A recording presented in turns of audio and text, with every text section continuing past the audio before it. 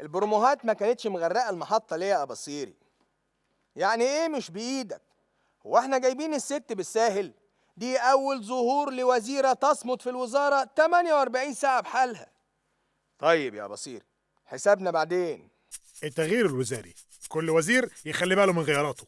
شيك شيك شيكا بيكا، شيك شيك شيكا بيكا، شيك شيك شيك شيك شيكا بيكا، بيكا شيك شيك شيك، بيكا شيك شيك شيك، طب شيكا بيك بيك شيك. اهلا. لا إيه، اتفضلي انت يا بيكا، اتفضلي. اهلا بيكم في حلقة جديدة من برنامج شيكا بيكا. ازيك يا شاكر؟ اهلا بيكي وبمشاهدينا. قبل ما نبدأ حلقتنا لفت نظري حاجة لازم اتكلم عنها الاول. اتفضل. وصلتني ايميلات كتير قوي بتشتكي من بروفايل على الفيسبوك بيقول انه انا، وبيعاكس الناس اللي بتراسله. وانا احب اقول للناس اللي بتدخل على الفيسبوك انا ماليش اكاونت على الفيسبوك اصلا. ازاي ايه؟ ازاي بتدخل تتابع على الفيسبوك من غير ما يبقى عندك اكاونت؟ ده ما ينفعش على فكرة. ايه؟ بخش اتابع الشباب الجميل اللي بيتناقش في السياسة بطريقة متحضرة. عموما انا بطلت فيسبوك من فترة، بقى لوكال قوي. بص جرب جوجل بلس، تحفة. حاضر هجربه. نرجع لموضوع حلقتنا النهارده معانا انفراد. طبعا كلكم كنتوا بتشوفوه في البروموهات اللي بتتذاع من اول اليوم. النهارده معانا سيادة الوزيرة اعتصام التحريري، نائبة رئيس الوزراء لشؤون التحمل الديمقراطي ووزيرة المالية، واللي معاها ملفات كتير بحكم صمودها في الوزارة 48 ساعة بالتمام والكمال. اعتقد انه هيبقى حوار ممتع جدا، خصوصا ان سيادة الوزيرة ست، واكيد هتكون نموذج لكل الستات اللي بيشوفونا. وفقرتنا التانية معانا ايه يا بيكا؟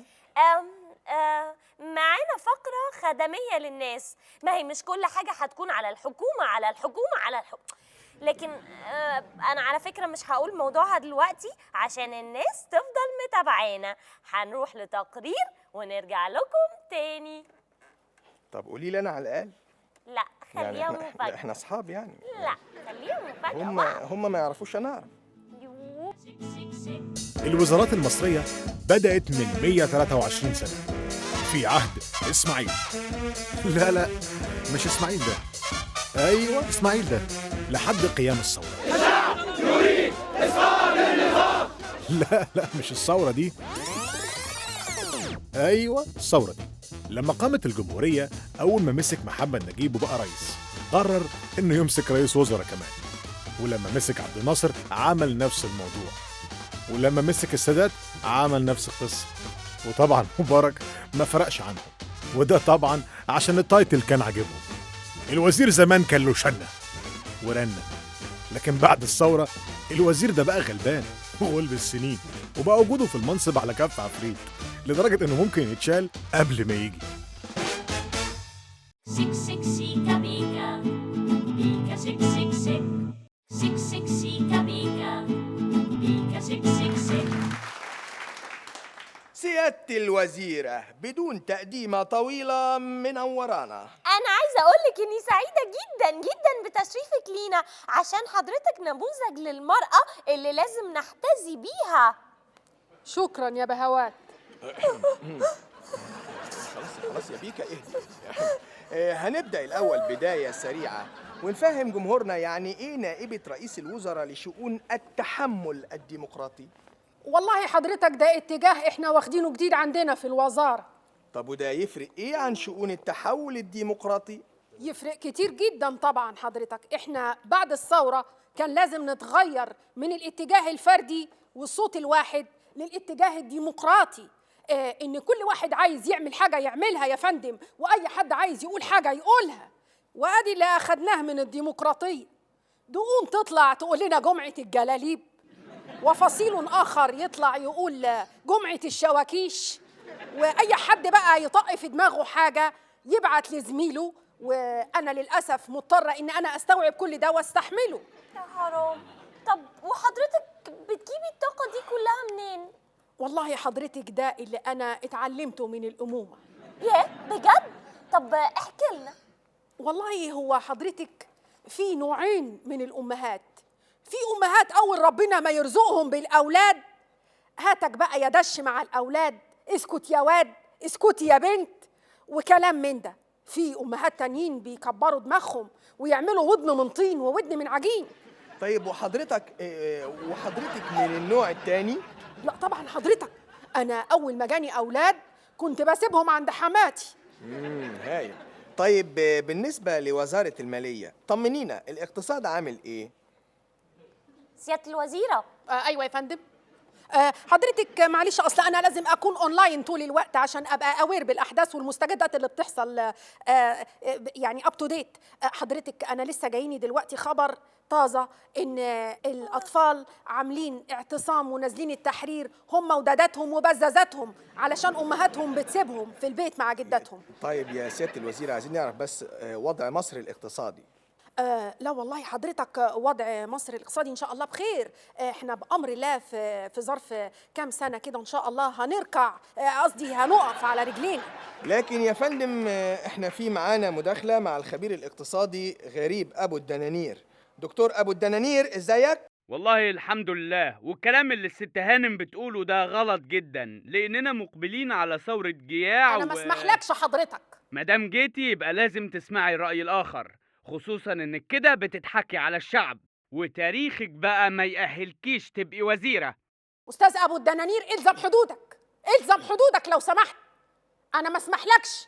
انا تاريخي الناس كلها عارفاه حضرتك.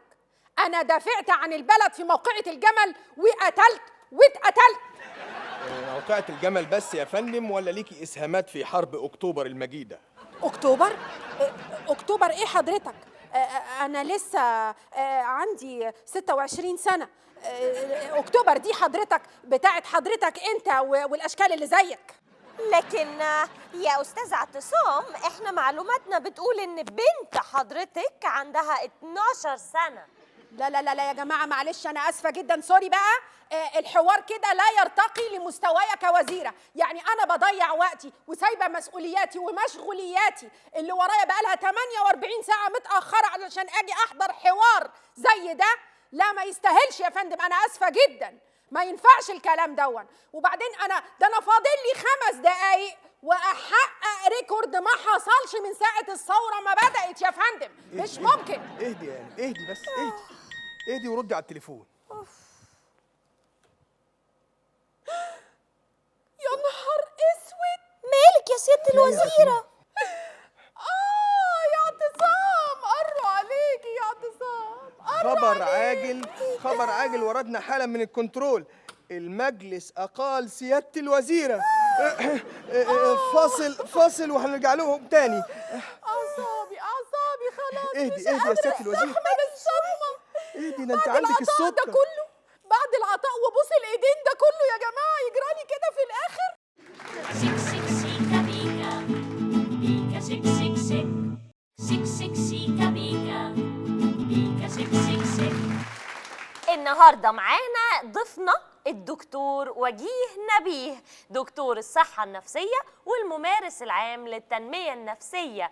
ازيك يا دكتور؟ اهلا بيك يا اهلا. غايب عننا ليه طول الفترة دي؟ والله حضرتك عارفه الناس الفتره اللي فاتت بتتكلم وانا احب انعزل واتامل قبل ما اتكلم، حضرتك دايما عارفاني.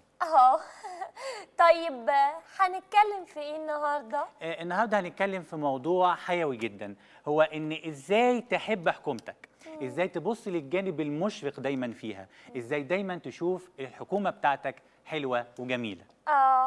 طيب قبل ما نبدأ هنروح نشوف آراء الناس في الشارع مع الحكومة الجديدة. ايه رأيك في الحكومة الجديدة؟ والله احنا ما شفناش يوم حلو من الحكومة الجديدة ولا العيال بتوع التحرير. تخيل قبل ما انزل الصبح الاقي المية قطعة، ولا يوم من ايامك يا ريس. والله الحكومة الجديدة محتاجة فرصة، ولا انت شايف ايه؟ الفرصة بنت جميلة راكبة عجلة عجلة بدل؟ طيب ايه رأيك يا أستاذ في الحكومة الجديدة؟ الحكومة لازم تبقى جامدة شوية، ده الناس كل ما تطالبهم بحاجة الحكومة بتسمع لهم، ودي مش طريقة. الحكومات اللي قبل كده ما كانتش بتسمع لحد ابدا. والله انا عايز من النائب العام انه يمنع الحكومه الجديده من السفر احتياطي، عشان لما نكتشف ان حد منهم كان فاسد بعد ما يطلع ما نلاقوش بره مصر. يعني ايه حكومه يا بيه؟ كان معكم حماده، برنامج شيكا بيكا. تمام. زي ما شفنا يا دكتور الناس آرائها مختلفة ومتباينة وكلها فيها حالة من النيرفز. واضح ان الناس ما عندهاش خبره في كيفيه التعامل مع حكوماتهم، عشان كده احنا هنعمل تمرين صغير ازاي تستقبل خبر انت شايفه وحش من حكومتك. زي ايه يا دكتور؟ زي مثلا فكره الضرايب لما تزيد بنسبه 100%، مش ده خبر وحش؟ طبعا. تخيل دايما ان القادم اوحش، وده هيخليك تصبر على الخبر الوحش، او بمعنى اصح تخيل دايما ان بكره احلى من بعد بكره. يعني مثلا من سنتين كان رغيف العيش بكام؟ ايه التوست ولا البيتي بان؟ لا، الرغيف البلدي المدعم من سنتين كان بربع جنيه. ياه، ده فعلا رخيص قوي. يا استاذه باكينام، الرغيف ده كان غالي قوي على محدود الدخل، عشان كده اتخانقوا واتظاهروا وقاموا بمظاهرات. لما الرغيف غالي بعد كده نص جنيه قالوا ولا يوم من ايامك يا حكومه. مش بس كده، ده في مواسم الضغط الغذائي زي رمضان بتلاقي من اول يوم الطابور عامل 3 كيلو. فعلا انا بشوف طوابير كتير قدام كويدر وحلو الصمدي. عارفه بقى لو سالتيني لو انا واقف في الطابور الطويل قوي ده بخلص ورق حكومه او رخصه او بطاقه او كارت ATM او ورق انشورنس، بدل ما تقعد تلعن وتسب في الحكومه وتبص للجانب السوداوي اللي فيها، اشغل نفسك بحاجه مفيده. زي ايه يا فندم؟ زي مثلا انا واقف في الطابور الساعه 2 الظهر في عز ناحيه الشمس، بدل ما العن واسب الحكومه افكر ازاي الشمس دي موجوده دلوقتي، وازاي نتج من الانشطار الكوني اللي حصل في بدايه الخليقه. استاذه باكينام، انا اسفه جدا، اصل كنت بحاول اتخيل وكده. فكره تحفه على فكره. وصلتنا تعليقات. طاهر من القاهره بيقول ان الواحد لو عمل كده هتجيله ضربه شمس ويموت. طبعا هتقولي لازم تبصوا للجانب المشرق في الموضوع. طبعا لو واحد مات من طب ساكت في عز الشمس الطابور هيخف. شفتي بقى ان احنا لازم نبص للجانب المشرق دايما؟ دي نظرة مشمسة مش مشرقة يا دكتور.